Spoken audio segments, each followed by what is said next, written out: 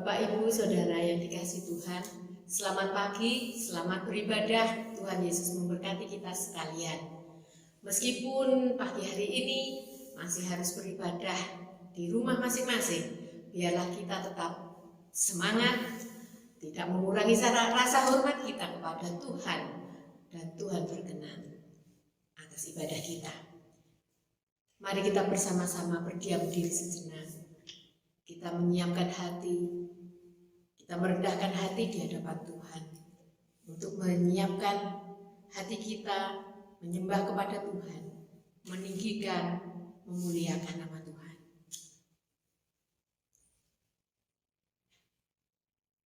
Marilah kita bersorak-sorai untuk Tuhan, bersorak-sorak bagi gunung batu keselamatan kita.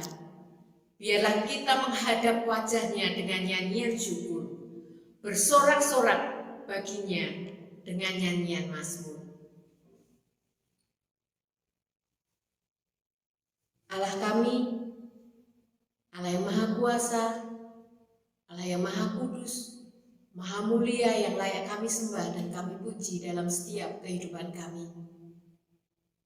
Kami bersyukur pagi hari ini Engkau memberikan kesempatan kepada kami untuk kami boleh beribadah kepada Tuhan. Kami menyerahkan saat ibadah kami ini, meskipun dengan segala keterbatasan, kami menyerahkan ke dalam tangan kuasa-Mu dari awal, pertengahan hingga akhir. Kami menyiapkan hati kami untuk menyembah kepada Tuhan. Kami menyiapkan hati kami untuk meninggikan, memuliakan nama Tuhan. Dan kami menyediakan hati kami menjadi tanah yang subur bagi kebenaran firman Tuhan. Terima kasih Tuhan, terpujilah nama-Mu. Ampuni segala dosa dan kelemahan kami. Di dalam nama Tuhan kami, Yesus Kristus, Allah kami yang hidup, kami sudah berdoa dan mengucap syukur. Haleluya. Amin. Mari kita bersama-sama memuji memuliakan nama Tuhan dengan nyanyian pujian nomor 37. Hai Kristen, pujilah.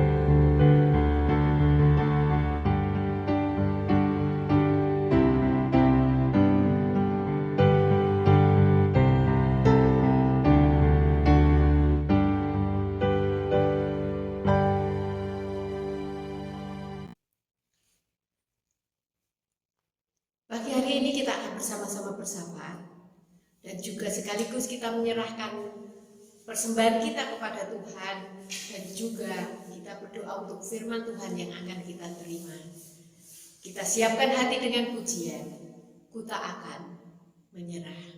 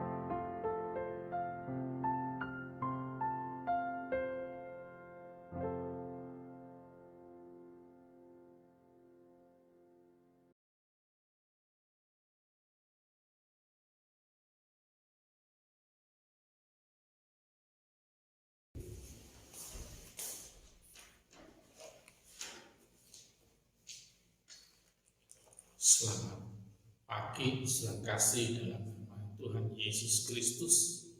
Pada pagi hari ini kita boleh beribadah secara online. Biarlah kita walaupun di rumah kita tetap merasakan bersama-sama dengan penuh semangat dan rasa hormat kepada Tuhan. Sebelumnya mari kita akan menyerahkan apa yang boleh menjadikan pergumulan bagi gereja kita dan kondisi bangsa dan negara kita. Kita akan berdoa kepada Tuhan. Terpujilah Allah di dalam nama Tuhan Yesus Kristus. Bersyukur Tuhan, di tengah-tengah pandemi yang seperti ini, kiranya kami masih boleh menikmati udara yang begitu segar, yang indah. Tuhan, kami menyerahkan kiranya ibadah ini di dalam pimpinan dan penyertaan-Mu. Biarlah kiranya Engkau berkuasa, Engkau yang beracara bagi setiap anak-anak-Mu. Kami mempercayakan Tuhan setiap umat-Mu di tempat ini dalam perekonomian mereka. Biarlah Tuhan campur tangan. Kami juga menyerahkan anak-anak-Mu supaya mampu menghadapi setiap permasalahan demi permasalahan. Dan karena anak-anak-Mu boleh mampu melihat akan setiap peluang, jalan keluar dan kesempatan yang Tuhan selalu berikan. Dan kami juga menyerahkan hikmat kebijakan serta kedewasaan bagi setiap jemaat-Mu. Demikian pula dalam kehidupan keluarga, menjadi keluarga yang harmonis, keluarga yang mengutamakan Engkau dalam setiap kehidupannya. Kami percayakan yang sakit, Tuhan yang boleh terus jamah, Tuhan boleh terus sembuhkan. Tuhan, kami mempercayakan akan gereja-Mu tempat ini, biarlah Tuhan boleh terus kuasai, Tuhan boleh terus tambahkan bilangan angka jiwa dan angka rupiah, dan anak-anak-Mu tetap punya semangat walaupun dalam kondisi pandemi saat ini. Kami juga menyerahkan Tuhan, kiranya bagi gabungan Gereja Baptis Indonesia yang besok tanggal 10 sampai dengan 12 akan ada mubes, Tuhan campur tangan, Tuhan kuasai, Tuhan beracara, sehingga semuanya boleh berjalan dengan baik. Kami menyerahkan mulai dari tingkat daerah, BPN, Bamunas, Yayasan Baptis beserta dengan Yayasan Rumah Sakit Baptis, Tuhan campur tangan dalam menjalankan roda-roda gabungan Gereja Baptis Indonesia. Baik sisa waktu yang ada, demikian pula kiranya pengurus yang akan dilantik nanti, Tuhan campur tangan sehingga akan boleh punya daya kreatif dan inovasi yang baru dalam memimpin kondisi pandemi pada saat ini. Kami menyerahkan pula Tuhan boleh terus pakai lembaga-lembaga rumah sakit di dalam menangani kondisi COVID ini. Tuhan campur tangan para nakes, hikmat kebijakan-Mu, Engkau berikan kemampuan yang ekstra, imun dan antibodi.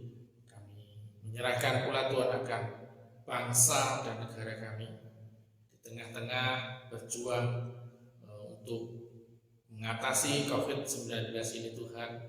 Di tengah-tengah itu pula bencana demi bencana terjadi dan kejahatan demi kejahatan juga boleh terjadi.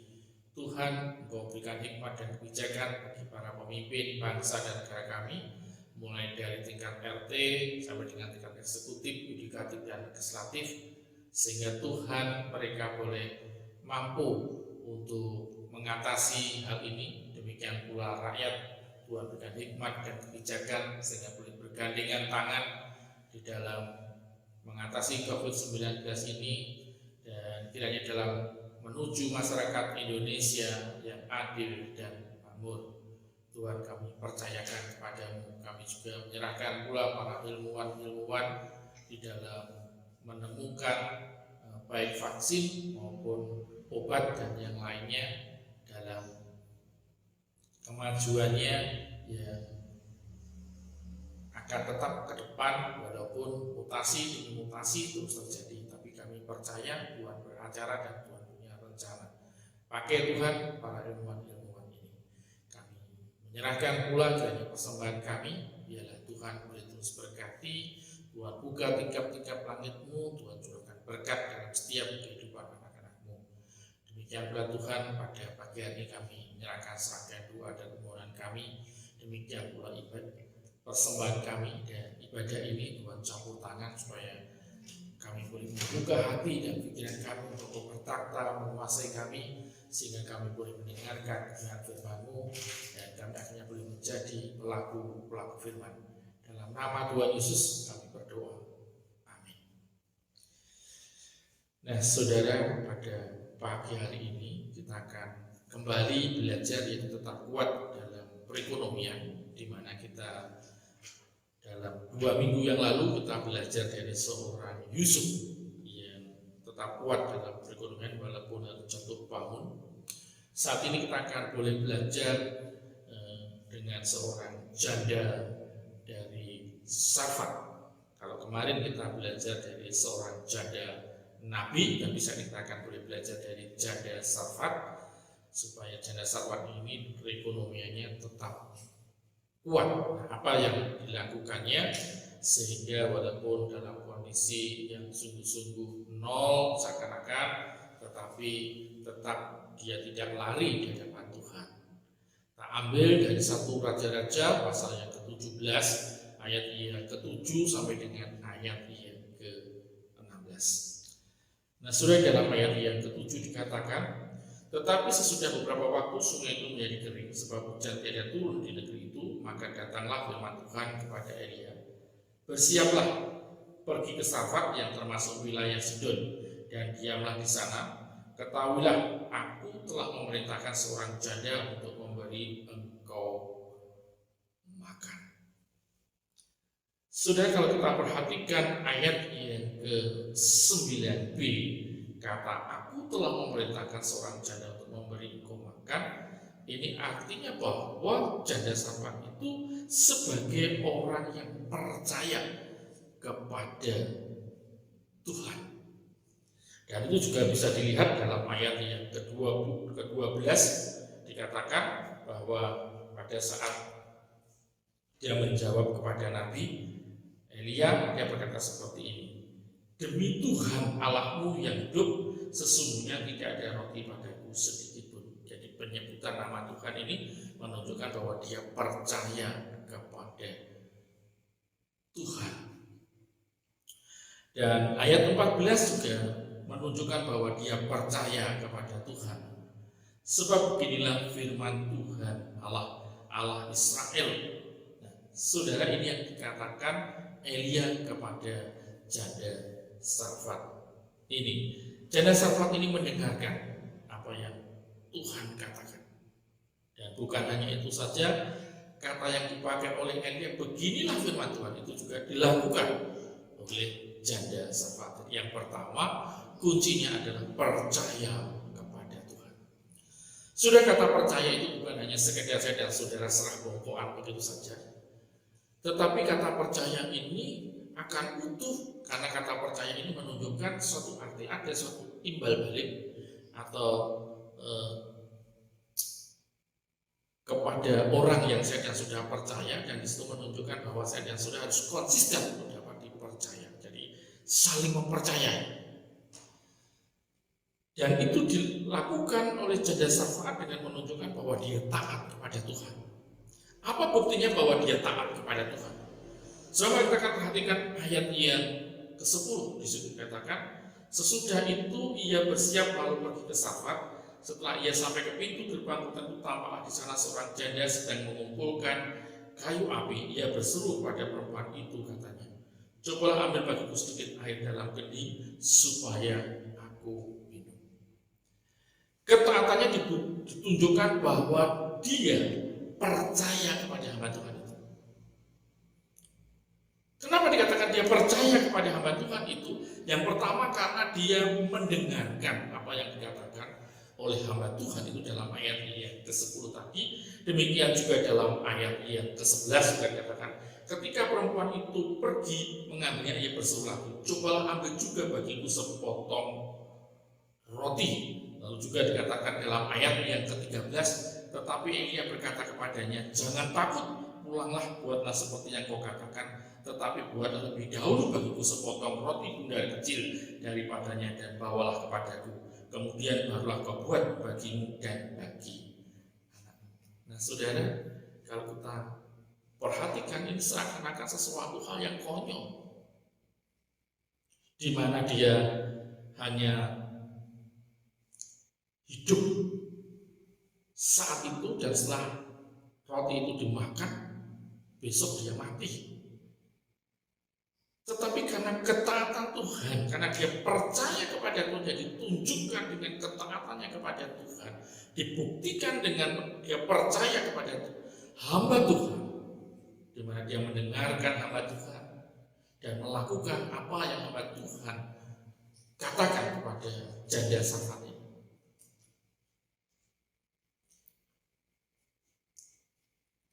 Ini sesuatu yang luar biasa. Seakan-akan ini tidak masuk akal. Janda Safat bisa berkata, wah, wong saya aja hanya punya ini, punya tepung, yang segenggam, ya, nanti saatnya kok malah kamu minta. Tapi dia tidak berkata seperti itu. Dia sungguh-sungguh mendengarkan apa yang hamba Tuhan katakan dan dia melakukan. Inilah satu hubungan yang sungguh luar biasa, bahwa kemarin saya katakan kehidupan ini dan sejak zaman perjanjian lama, sejak penciptaan itu ada unsur Allah, ada unsur manusia, ada unsur alam yang tidak bisa terpisahkan. Dan ini dilakukan oleh janda Safat dalam hubungannya dengan kepada Allah dan kepada manusia, khususnya kepada hamba Tuhan ini, untuk dia peduli.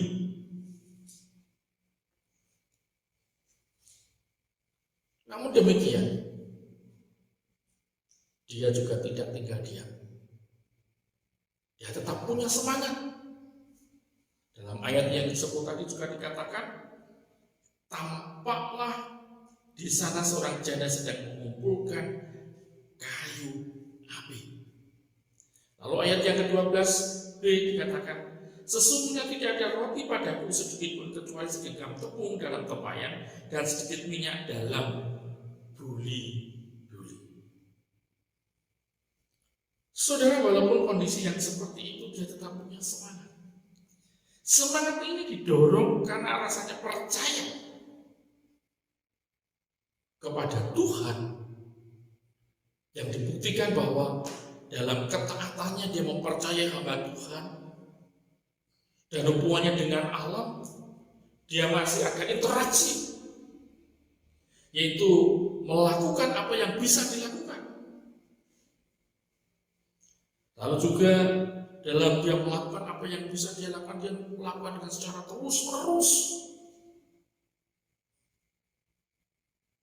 dengan tidak ada kelesuan, dengan tidak ada keputusasaan, dengan tidak ada omelan menggerutu.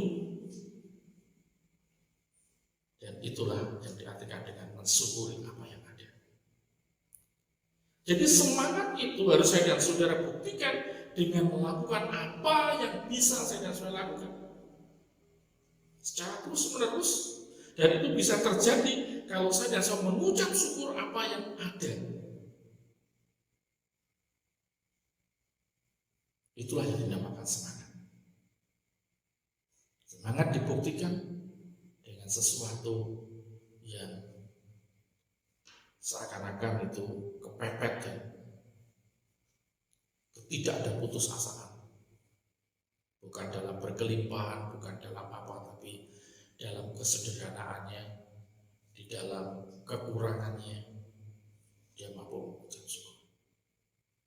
Nah, ketiga hal inilah yang membuat perekonomian daripada janda Safat ini tetap berjalan.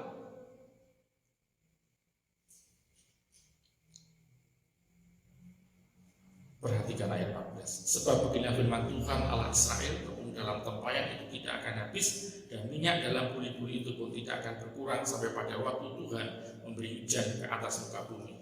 Lalu pergilah perempuan itu dan berbuat seperti yang dikatakan Elia. Maka perempuan itu dan dia serta anak perempuan itu mendapat makan beberapa waktu lamanya. Tepung dalam tempayan itu tidak habis, dan minyak dalam buli-buli itu tidak berkurang, seperti firman Tuhan yang diucapkannya dengan perantaraan Elia. Saudara, mari saat ini kehidupan janda Safat ini menjadikan teladan dalam setiap kehidupan kita. Walaupun pandemi ini terus berjalan dan kita tidak tahu kapan akan selesainya. Tetapi karena iman saudara, karena kepercayaan saudara kepada Tuhan Yesus Kristus, yang saudara tunjukkan dengan ketaatan untuk masih tetap peduli kepada orang lain. Dan saudara juga nyatakan dalam hubungannya dengan alam, yang hukum alam yang tidak bisa saya dan saudara hindari ataupun ingkari, tetap semangat dengan cara melakukan apa yang bisa saya dan saudara lakukan dan mengucap syukur dari apa yang ada. Kiranya kasih karunia dalam Kristus Yesus boleh terus memberkati saya dan saudara. Kita akan berdiri. Terima kasih Tuhan. Kiranya janda Safat ini boleh menjadikan kekuatan kami kembali untuk kami tidak putus asa.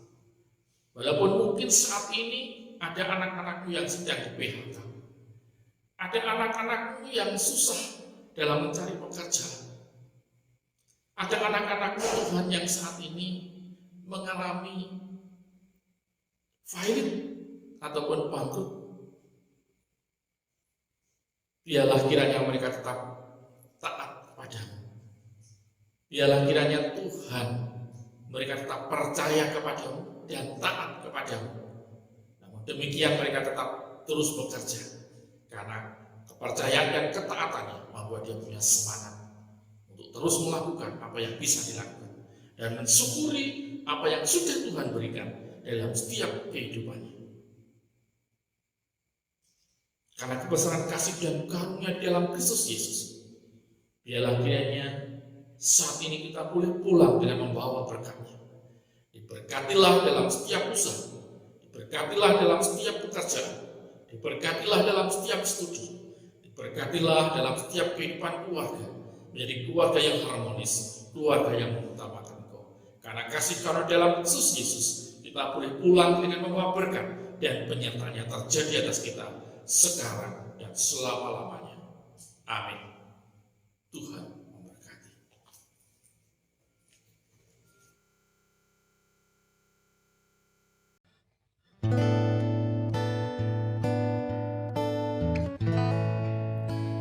Kiranya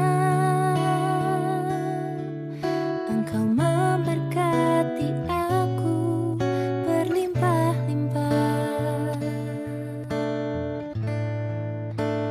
dan memperluas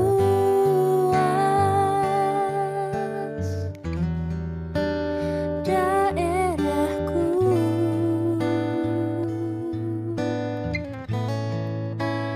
dan kiranya tangan-Mu menyertai aku dan melindungi aku daripada malapetaka, sehingga kesakitan tidak menimpa aku.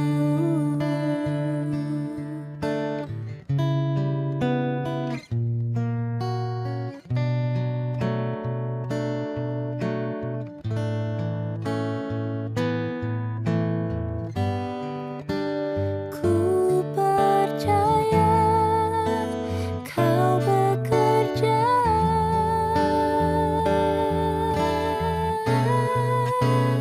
kiranya Engkau